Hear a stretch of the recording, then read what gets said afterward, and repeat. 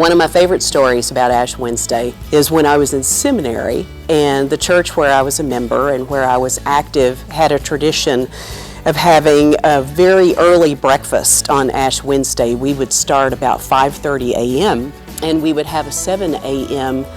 worship service with the imposition of ashes. And so we would gather at the communion rail, and the pastor would come by and impose the ashes. And there was a little girl, she was 7 years old, and she came and she knelt down at the rail, and the pastor came by and imposed the ashes, and her response was, "Yucky, yucky, yucky," and she began to wipe the ashes off of her forehead.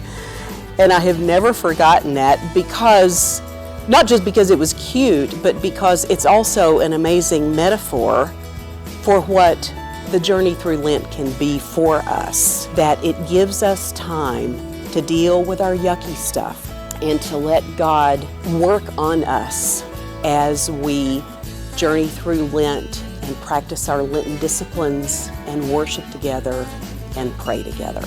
Ash Wednesday will put us on a journey with Jesus as he travels to Jerusalem, and it will provide milestones for us. We will be with Jesus as he deals with temptation. We will be with Jesus as he deals with conflict. We will be with Jesus as he encounters people on the journey who are in need of repentance, who are in need of acceptance, who are in need of transformation. Each one of those milestones will give us points on the journey as we travel with Jesus through Lent, through which we can grow spiritually and we may grow in our discipleship.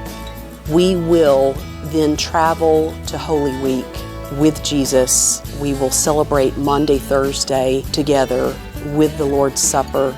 We will gather in worship on Good Friday. We will hear the story of Jesus' arrest and crucifixion.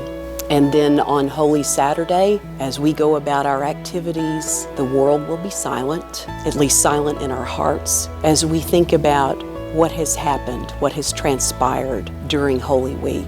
And then we will gather at 7 o'clock on Easter Sunday for a sunrise service, and we will celebrate the resurrection together. On Palm Sunday, our chancel choir will do a singing of Dan Forrest's Requiem for the Living.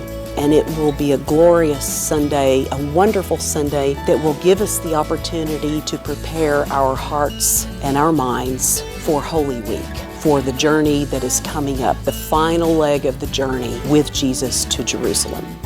I invite you to journey with us as we travel this journey of Lent together here at First United Methodist Church of Garland.